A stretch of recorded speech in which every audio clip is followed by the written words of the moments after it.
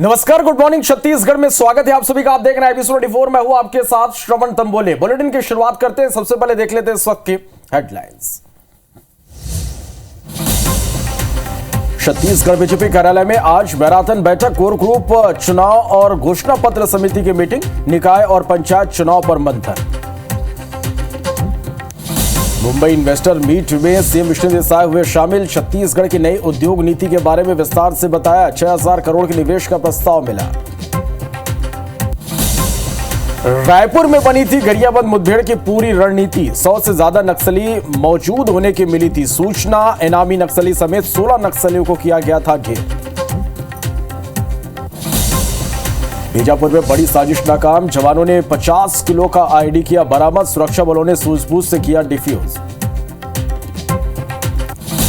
कांकेर में शराबी शिक्षक रामकुमार कोमरे निलंबित, डीओ ने किया निलंबित। शराब के नशे में धुत होकर स्कूल पहुंचा था शिक्षक।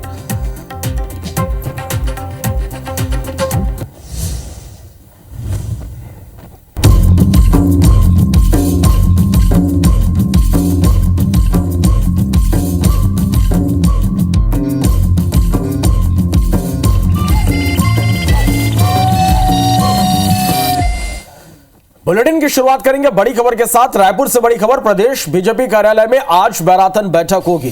बीजेपी कोर ग्रुप और चुनाव समिति की बैठक होगी। बीजेपी घोषणा पत्र समिति की भी आज बैठक होगी।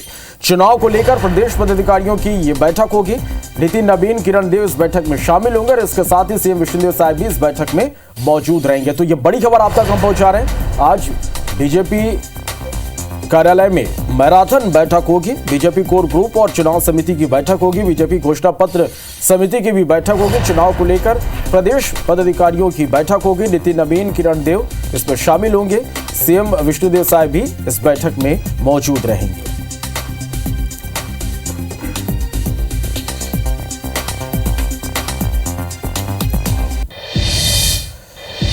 रायपुर में कांग्रेस इलेक्शन कमेटी की बैठक कल होगी। कांग्रेस प्रदेश प्रभारी की अध्यक्षता में यह बैठक होगी। सचिन पायलट की अध्यक्षता में यह बैठक होगी। महापौर दावेदारों के नामों पर मुहर लगेगी।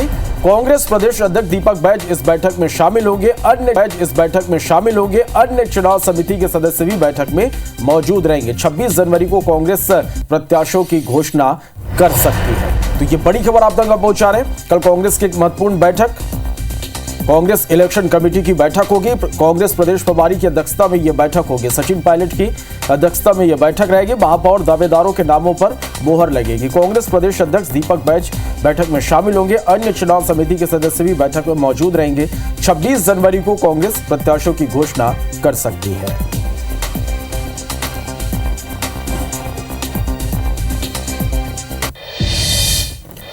छत्तीसगढ़ में नगरीय निकाय चुनाव के लिए कांग्रेस प्रत्याशियों की पहली लिस्ट 25 जनवरी को आ सकती है। कांग्रेस प्रदेश अध्यक्ष दीपक बैज ने इसके संकेत दिए हैं। उन्होंने बताया कि 25 जनवरी को प्रदेश प्रभारी सचिन पायलट की मौजूदगी में प्रदेश चुनाव समिति की बैठक होगी। बैठक में नेता प्रतिपक्ष शरणदास महंत, पूर्व सीएम भूपेश बघेल सहित प्रदेश के सभी वरिष्ठ नेता और प्रदेश चुनाव समिति के सदस्य मौजूद रहेंगे। इस बैठक में निकाय प्रत्याशियों के नामों पर मुहर लगेगी। वहीं घोषणा पत्र समिति को लेकर भाजपा के पोस्टर पर कहा कि बीजेपी के फेसबुक हैंडल पर देख रहा था, अपराध मुक्त शहर बनाएंगे। महापौर बनने से अपराध मुक्त शहर कैसे बनेगा? सरकार कानून व्यवस्था पर फेल है। छत्तीसगढ़ की शहर की जनता को मूर्ख बना रहे हैं।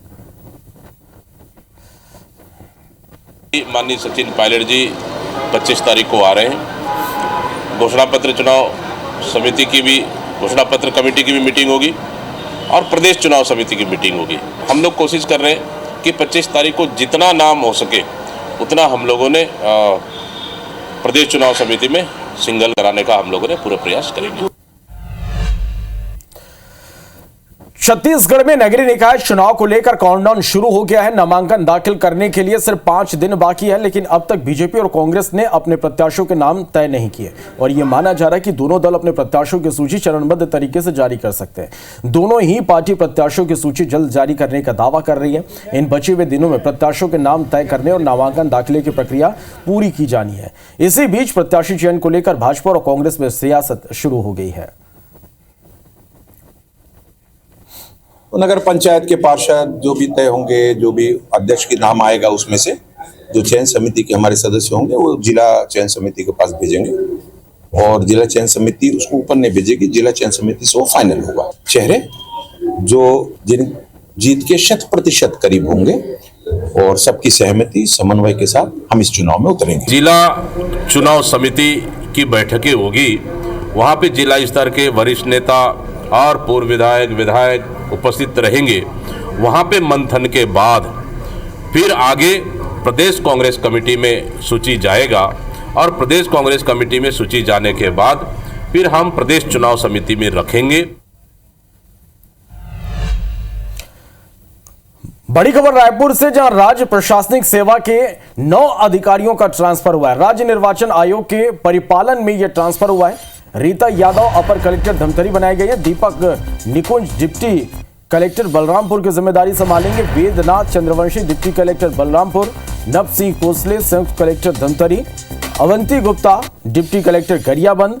Rakesh Dhruv deputy collector Balrampur. Neha Bhediya deputy collector Gariaband. Ranjana Ahuja deputy collector Balodabazar. Rajni Chadimali deputy collector Balodabazar की अब जिम्मेदारी संभालेंगे।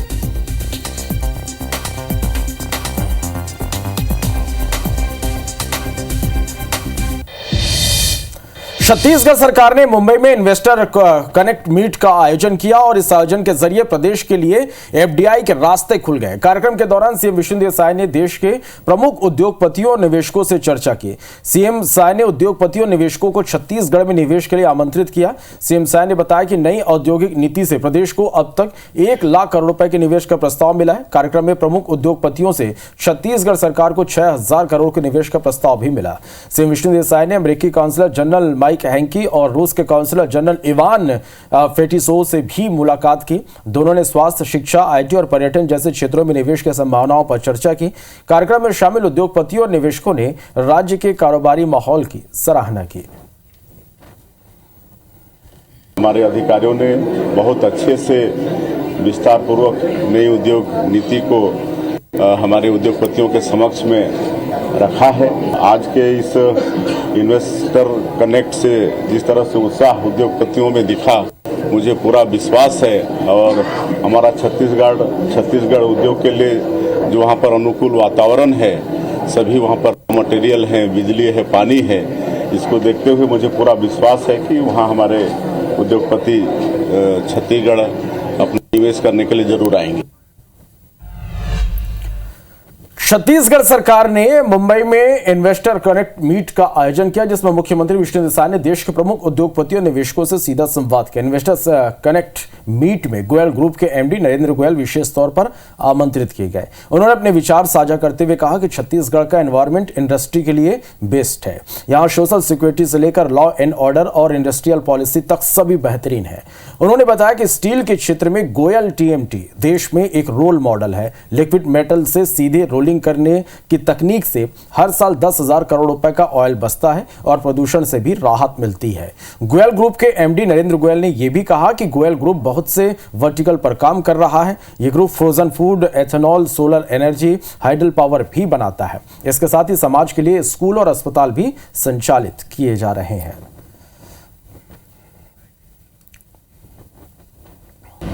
हमारा ग्रुप बहुत से वर्टिकल्स पे काम कर रहा है। हम एथेनॉल भी बनाते हैं, हम सोलर पावर भी बनाते हैं, हम हाइडल पावर भी बनाते हैं। सोसाइटी के लिए हमने स्कूल भी बनाया है, हॉस्पिटल भी है। गोयल टीएमटी ने वो प्रोड्यूस की वो टेक्नोलॉजी कि हम अब जो लिक्विड मेटल से बिलेट बनता है वो सीधा रोलिंग होता है। पूरे देश के अंदर में वो इकोनॉमी को मतलब रोल मॉडल बना वो, और पूरे देश के स्टील में 10,000 करोड़ रुपए प्रति वर्ष का ऑयल बचता है, कार्बन बचता है, पोल्यूशन बचता है। ये हमारा छत्तीसगढ़ ही कर सकता है ये काम। छत्तीसगढ़ का एनवायरनमेंट इंडस्ट्री के लिए द बेस्ट है। हम 4-5 स्टेटों में काम करते हैं, कहीं ना कहीं देखिए साहब जो इंडस्ट्री पॉलिसी होती है वो बढ़िया है निश्चित रूप से, उसके लिए अट्रैक्शन होना ही चाहिए। पर जो होता है लेबर का, जमीन का, पानी का, बिजली का, ये 4-5 चीजें होती हैं इंडस्ट्री के लिए, ये सबसे बेस्ट एनवायरनमेंट है। जो मोस्ट वेलकम टू छत्तीसगढ़। और सोशल सिक्योरिटी बहुत अच्छी है, लॉ एंड ऑर्डर बहुत अच्छा है। रायपुर पुलिस ने ऑपरेशन साइबर शील्ड चलाया और अब तक की सबसे बड़ी कार्रवाई की गई। पुलिस की टीम ने ऑनलाइन ठगी के पैसों को ठिकाने लगाने वाले प्रमोटरों समेत ब्रोकरों के खिलाफ ऑपरेशन चलाकर 40 ठिकानों पर छापा मारा और 3 नाइजीरियन समेत 62 लोगों को गिरफ्तार किया गया। रायपुर के अलावा यह ऑपरेशन राजस्थान, दिल्ली, ओडिशा, बिलासपुर, राजनांदगांव और महासमुंद तक चलाया गया। रायपुर पुलिस के इस पूरे ऑपरेशन पर देखिए हमारी ये रिपोर्ट।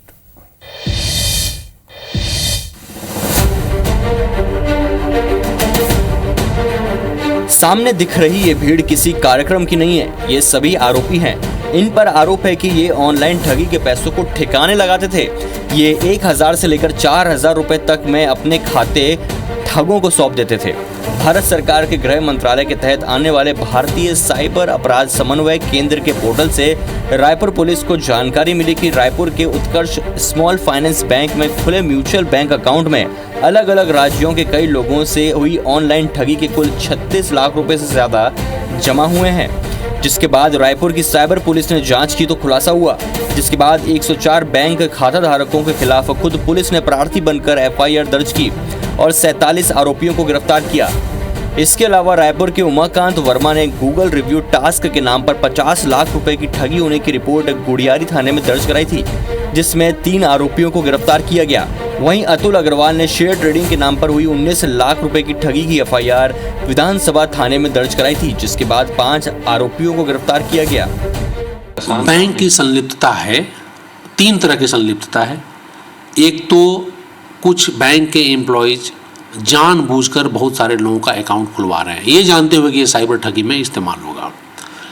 कुछ ऐसे एम्प्लॉयज मिले हैं जो कि बैंक के बिजनेस को बढ़ाने के लिए KYC नॉर्म्स को दरकिनार कर अकाउंट खोलते जा रहे हैं। इन दोनों तरह के आरोपियों पर हमारी कार्रवाई रहेगी। इस एनालिसिस के बाद हम उन पर जाएंगे। ऑनलाइन ठगी के पैसों के उपयोग और उनके ब्रोकरों के खिलाफ ये अब तक की सबसे बड़ी कार्रवाई है। रायपुर पुलिस ने एक साथ 40 अलग अलग जगह छापेमारी की थी। पकड़े गए आरोपियों पर देश भर में 1435 केस दर्ज हैं, जिसमें से कुल 84 करोड़ 88 लाख रुपए की ठगी का मामला है। पुलिस ने नया रायपुर के एक निजी विश्वविद्यालय में पढ़ने वाले 3 नाइजीरियन को भी गिरफ्तार किया है, जिसमें अब्दुल्ला जीज बेना राबियू, मोहम्मद बशीर सुलेमान और अमीनू गरबा शामिल हैं। इनके खातों से ठगी के पैसे विदेश में भेजे जाने के सबूत मिले हैं। 62 आरोपी पकड़े जा चुके हैं। करीब 100 जगह रेड हुई। छत्तीसगढ़ के विभिन्न जिलों में रेड की गई। अभी ये संख्या लगातार बढ़ते जा रही है, क्योंकि कुल 100 लोग हैं जो हमारे टारगेट पे थे। उन तीनों नाइजीरियंस ने बहुत सारे अकाउंट खोलकर बेचा है कमर्शियल बेसिस पे, और उस अकाउंट्स में बहुत सारे ट्रांजैक्शंस हैं और उन्होंने काफ़ी मात्रा में पैसा लिया है। साथ ही साथ उनके अकाउंट से ये पैसे का फॉरेन फ्लो भी हो रहा था। बैंकों में खाते खोलना इतना आसान नहीं है। इस तरह की ठगी के पैसों के लिए इस्तेमाल करने के लिए खाते खोलने में बैंक कर्मचारियों की मिलीभगत से इनकार नहीं किया जा सकता। फिलहाल पुलिस ने बैंकों के कर्मचारियों पर पूछताछ के बाद कार्रवाई की बात कही है। तहसीन जैदी, IBC 24 रायपुर।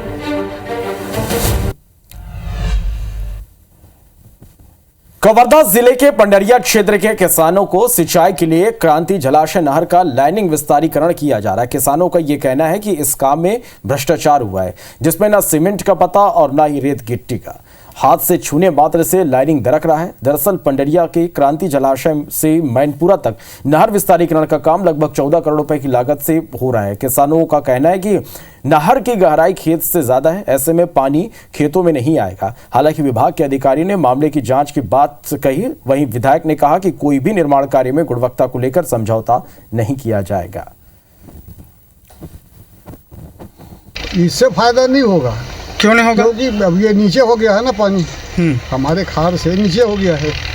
चढ़ेगा नहीं पानी, इसमें नहीं चढ़ेगा।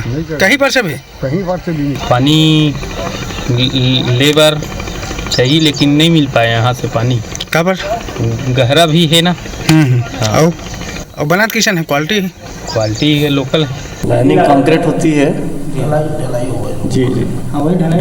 ढलाई यदि ऐसी कोई गुणवत्ताहीन कोई भी कार्य रहेगा उसको निश्चित रूप से उसको बाहर करवाएंगे, बाहर करवा के फिर सिलानी करवाएंगे इसको। गुणवत्ता में कहीं से कहीं तक मेरे द्वारा कभी ना कोई समझौता किया गया, ना आगे किया जाएगा।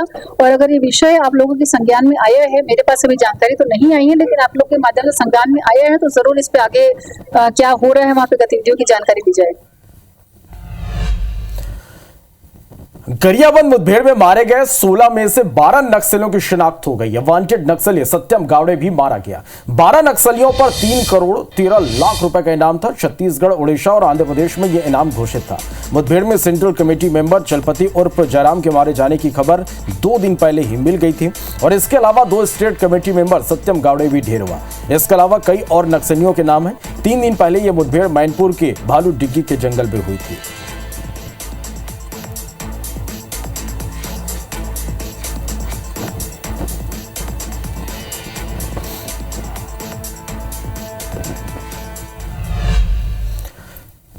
गरियाबंद मुठभेड़ को लेकर पूरी रणनीति रायपुर में बनी थी। आईजी रायपुर रेंज अमरीश मिश्रा ने IBC 24 से बातचीत करते हुए इस बात की पुष्टि की।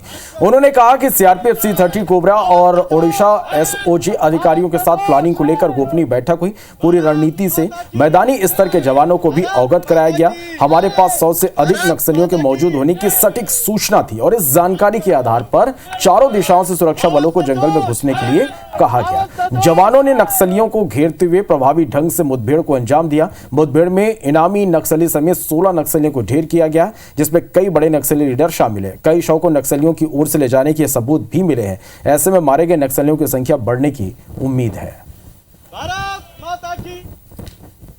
बड़ा इनपुट था, बहुत बड़े कार्डर्स के मीटिंग की सूचना थी। तत्काल हम लोगों ने पुलिस मुख्यालय में डी साहब को बताकर उनसे मार्गदर्शन लेकर ऑपरेशन लॉन्च किया। स्ट्रेटेजिक प्लानिंग जो थी वो रायपुर में हुई।